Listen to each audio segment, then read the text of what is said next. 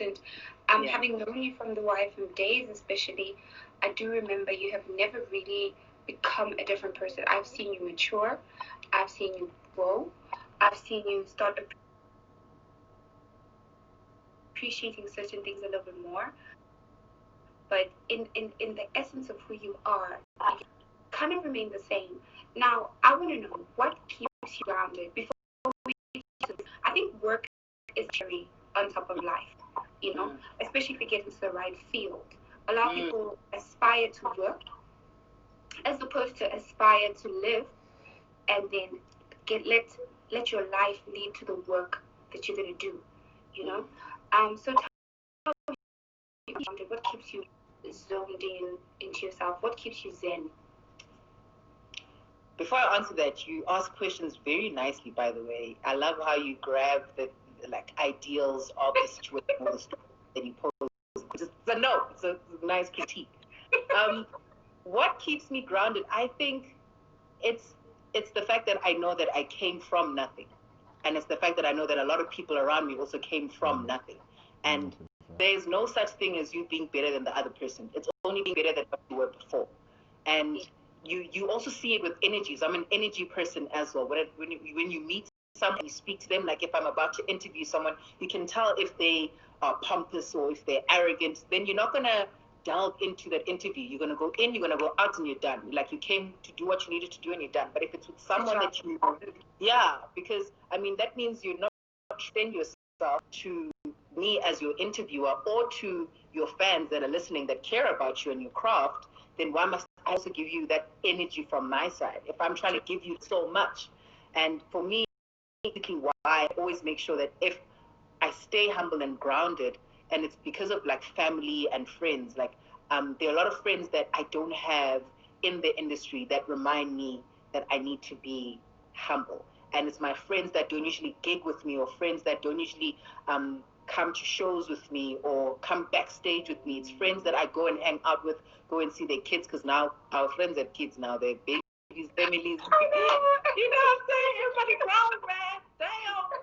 But it's those people, and it's like family members that you still, at the end of the day, a part of family that people don't know about. So grow that and keep that grounding so you can also still be the person that you are in the industry, in the light of your supporters, but also at home,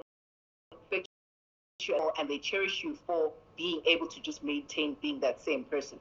And sometimes it's tough because people see the lights and then they get taken over by it, but the lights don't guarantee support. The lights don't guarantee the lights don't guarantee support when people write bad things about you in the press. They don't. So you always need to make sure that you have that support system, and I have that support system, and I'm grateful for it. I was actually talking to my sister who went out for a run now, and we were just sharing with each other information and supporting each other that needed. So for me, humbleness or my ground is from the fact that I still am the person that I realized I was years ago, who was still struggling and still needed support. Even when I had nothing, I got it. And that's what I need to make sure I do as well. For my nieces and nephews, for my own family and friends, the biggest thing that actually keeps you grounded.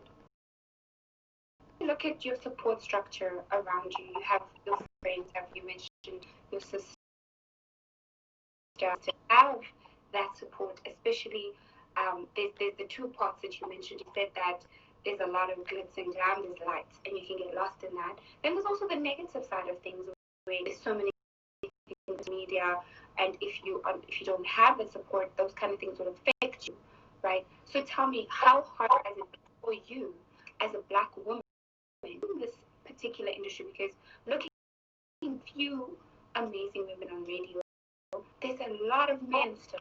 You know, how hard is it to get ahead as a woman, as a Black woman, as a woman who's opinionated in this industry?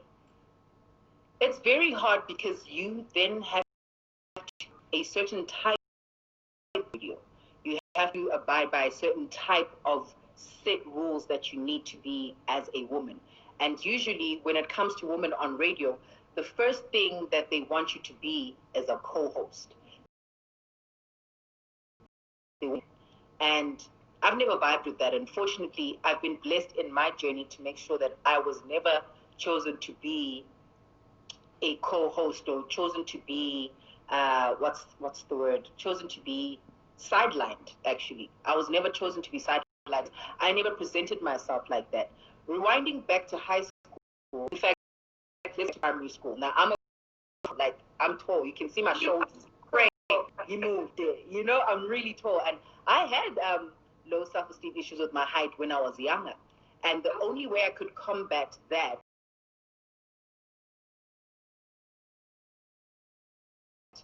there were extra lessons at the National School of the Arts. I didn't know back then that it was actually a high school. I just went there for extra lessons in drama because I really enjoyed. At home, I was being papa. I was a very excited child, very forward. I was very quiet, and it was really predominantly because of the fact that I was tall. Usually, walking into the bathroom, and there was already like to get a fright because I'm just like this tall girl walking in the bathroom, and that hurt me. I was just like, why are you scared? So it was just like, why are you scared? Obviously, I kept it to myself. I was like, let me go cry in my own corner. It's fine. But taking drama classes made I had something inside me because the first lesson I won't forget when I went into the National School of the Arts in grade 8, our first drama exercise was for us to just walk around the room. And all of us looking at walk around. Stop. Where are you going? How are you walking? Are you crossing the street into a room? Are you about to address people? How are you walking? And I was like, you know what? She's got a point. So she's like, the next time you walk with a purpose, wherever you go. I don't know if you've noticed drama, and they're just walking in exactly. And that's how I'm walking. Not, but I'm just like, I never ever made sure that I was small or hunch my shoulders to try and look short or something because it's my height. You know, it's something that I can't prevent. And that's how I became confident with my height and also confident with my voice. And also my dad had a big thing of when you meet someone, you must always shake their hand with a firm hand, apologizing for something. Because they must know who you are. Okay, sure, got you. So every time when back in the day before COVID, when you meet people and you shook their hand, I shook their hand. They were like, "Whoa, you got a strong grip." I'm like, "Yeah, I got it from my dad." You know, because that confident or that I'm not taking nonsense tone for me was my confidence or was my what you call a protective barrier of not being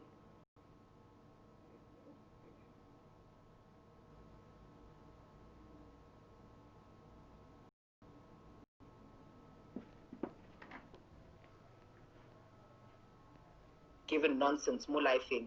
And when I went onto YFM and I ran across or I was programs manager, like, this is the confidence of a woman to be on radio. And this is what we want exactly from you. There was actually a time when I was shadowing a DJ at YFM before I started, and they said, "What is your name going to be?" And I'm like, "It's going to be Ayandamvp." And they're like, "Why not add DJ?" I said, "Why must I add DJ?" Sorry, their kids already a DJ MVP. You must understand whether I'm on the decks, whether I'm on air. I wanted to be Ayanda MVP. And that's why I even chose the phrase MVP because I want people to know that I am a most valuable player. It doesn't have to be, do you know what I mean? I don't have to add a Ayanda MVP or Miss Ayanda MVP, or I don't want that. I want people to see me as the person that I am. For what you having a conversation. At some point in time, when people just started calling me MVP, I was like, you get it. That's the respect I'm talking about. The thing is that it's not to call you that because they're actually Ayandas, but they're not a lot of MVPs. Yes, right. You have MVPs in sport. Michael Jordan. There's the what's his name? The David Beckhams. Most valuable players and stuff. But when have you heard a woman proudly say herself, who's not in any competitive sport, say, "Hey, I'm an MVP." So I think making that control, and you have taken that narrative as your own and decided that nobody's going to tell you that you're not valuable. And I think naming yourself is so important. Since we're talking about you and not anyone else. I'm going to go on. Why did you decide to leave them? Stay away. There will always come a time when you feel like you want to learn more and you want to know more. And I think my time at YFM come to an end. Unfortunately, at that point, much as I was giving. So I always felt like I needed to shift and I needed to move. Also, there would have been a point where I needed to be placed in a big show, a big breakfast show, big. At that point in time, I didn't want big afternoon. I just wanted to do shows. I don't believe in that. Also, when people say in the next 5 years, do you see yourself hosting breakfast? I don't care. I want to host a show, so people will come to me. The show will make sure that it will either grow numbers from what you do or what you say or how you to listener. Just coordinate. And so from my side, having spent so much time on YFM, I really did feel as though I had passed a certain level, needed to excel in something else. And YFM station, it's loud, it's vibe. I would learn more about you, not speaking to just young listeners. I wanted to speak to everyone. I want to speak to every single South African, as much as we can. And also, radio years for women sometimes are short-lived or can live on consistently. But it also chef him at that point in time. I knew that something, and I was not ready to go on radio until I learned the science behind advertising, the science behind competitions being on your show, or the science behind understanding what a listener wants to comprehend about you being on. I got that offer to